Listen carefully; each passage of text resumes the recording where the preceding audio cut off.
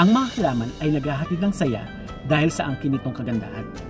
Pero alam niyo ba na ayon sa paniniwalang Feng Shui, ang ating mga halaman na nilalagay natin sa ating mga tahanan ay hindi lamang naglilinis ng hangin sa ating paligid, kundi nagdadala din ng swerte at katagumpayan sa buhay ng mga taong nag-aalaga nito.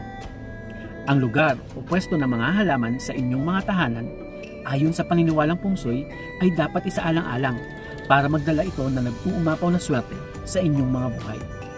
Sa video ito, ipapakita ko sa inyo ang 3 halaman na dapat meron kayo sa harap ng inyong mga bahay para magdala ito ng swerte at magandang buhay.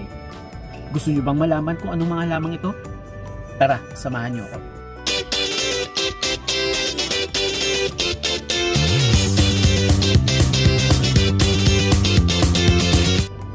Ang 3 maswerteng halaman sa harap ng inyong bahay. Number 1. Money tree o Pachira money tree. Ang money tree ay may scientific name na Pachira aquatica. Ito ay halamang nagmula sa Central at South America.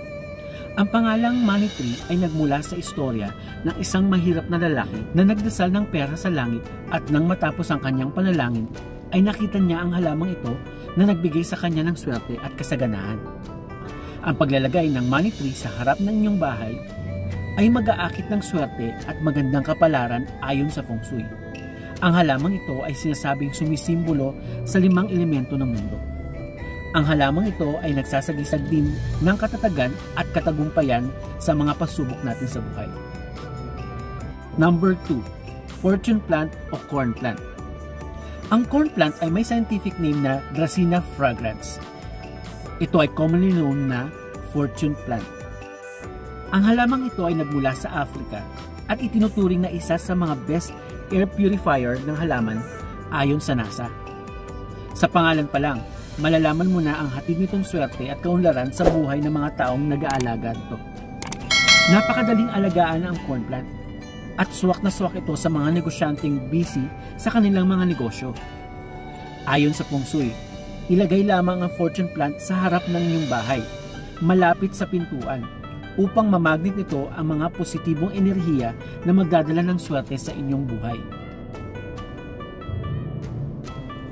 Number 3. Jade plant.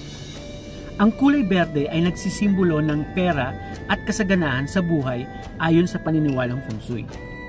Ang jade plant o Crassula ovata ay isa sa mga pinakasikat na halaman na matatagpuan sa harapan ng bahay ng mga mayayamang tao.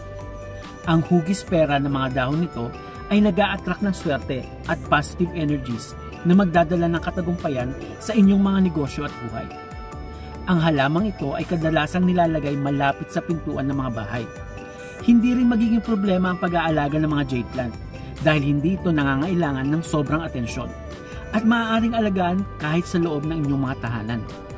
Sa mga hindi naniniwala sa Feng Shui, ang paglalagay ng halamang ito sa inyong mga tahanan o opisina ay tiyak naman na magdadala ng positive vibes sa inyong buhay dahil sa kagandahan ng mga dahon nito. At yan ang mga halaman na dapat meron kayo sa harap ng inyong mga bahay na tiyak na magdadala ng swerte sa inyong mga buhay. Ang pag-aalaga ng mga halamang ito ay hindi lamang magdadagdag ng kagandahan sa inyong mga tahanan. Magbibigay din ito ng positive vibes sa inyong mga buhay na makakatulong para makamit nyo ang inyong mga pangarap. Mayroon ka pa bang alam na halaman na dapat ilagay sa harap ng ating mga tahanan? I-comment mo na sa baba at huwag mo na rin kalimutang i-like at i-share ang video ito. Sa mga hindi pa nakakapag-subscribe dyan, ano pa hinihintay nyo? Subscribe na para updated kayo sa mga bagong videos ng ating channel. Muli, ito ang inyong plantitong gala na malapit na makagala, Richard Gua. Hanggang sa muli, kuha mo.